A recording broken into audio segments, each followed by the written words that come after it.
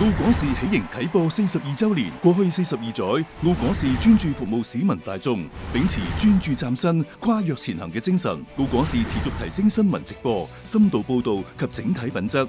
行政長官岑浩輝率領特區政府代表團及企業家代表團訪問歐洲4國。澳廣視派出新聞採訪隊伍，直擊多場會面及交流活動。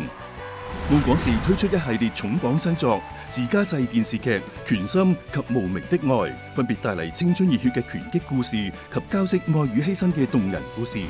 引進內地大型歷史題材電視劇《太平年》，帶領觀眾跨越歷史長河。澳廣視微劇本創作比賽，多個獲獎劇本將陸續製成 AI 真人微短劇。